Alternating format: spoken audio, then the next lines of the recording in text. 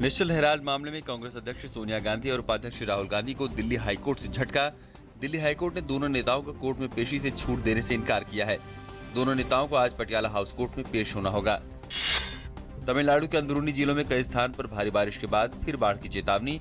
कई नदियां उफान पर। जलस्तर नियंत्रित रखने के लिए मुल्ला पेरियार समेत अन्य बांधों से अतिरिक्त पानी छोड़ा गया। चेन्नई में हालात में और सुधार।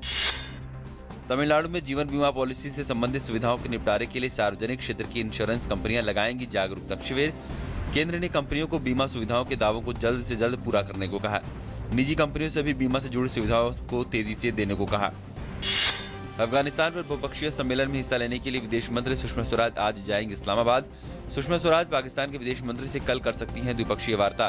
गौरतलब है कि बैंकॉक में भारत और पाकिस्तान के राष्ट्रीय सुरक्षा सलाहकारों के बीच बीते रविवार को हुई थी मुलाकात।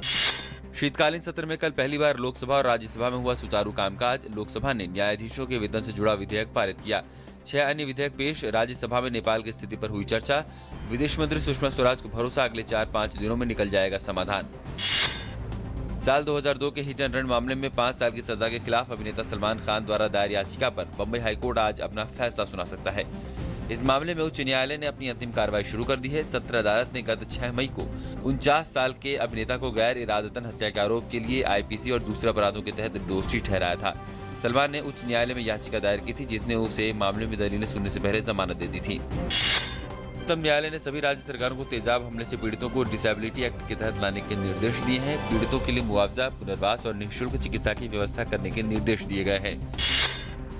इनकम टैक्स रिफंड का इंतजार कर रहे लाखों करदाताओं के लिए अच्छी खबर है। केंद्र सरकार ने कर अधिकारियों को 50,000 से कम के रिफंड के निपटारे में तेजी लाने के निर्देश दिए हैं। सरकारी आंकड़ों के अनुसार 5,496 करोड़ रुपए का रिफंड लंबित है।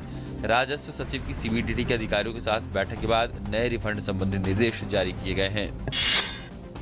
दिल्ली सरकार के ऑड एंड इवन नंबर के फैसले पर दिल्ली उच्च न्यायालय में इस पर रोक लगाने के लिए एक जनहित याचिका दायर की गई है। रोक लगाने की मांग करने वाली जनहित याचिका पर दिल्ली हाईकोर्ट में हर दूसरे दिन होगी सुनवाई। सीरिया ने अमेरिका पर पूर्वी इलाकों में अपने सैन्य ठिकानों पर हमला करने का लगाया आरोप। सीरिया ने कहा अमेरिकी हवाई हमले में 3 सीरियाई जवानों की हुई मौत। सीरिया ने इस मुद्दे पर संयुक्त राष्ट्र सुरक्षा परिषद में की शिकायत। वहीं दूसरी तरफ अमेरिका ने सीरिया द्वारा लगाए गए आरोपों से किया इनकार।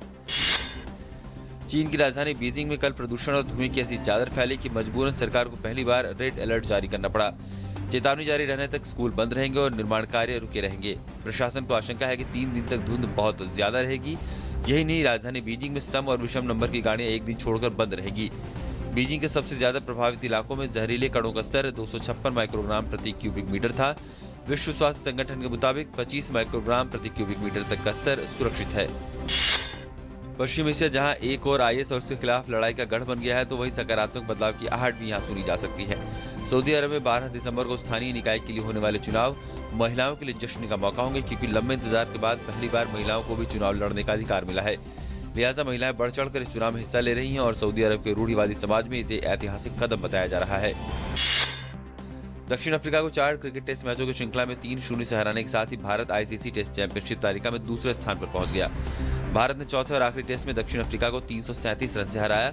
विराट कोहली की टीम को 3-0 से मिली जीत से 10 अंक हासिल हुए।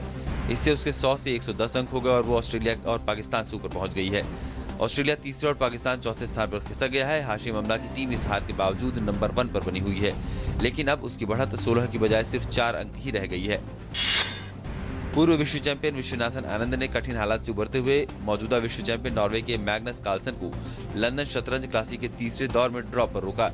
बराबरी के इस मुकाबले में आनंद ने शुरुआती दबाव बना लिया, लेकिन बाद में कार्लसन ने वापसी की।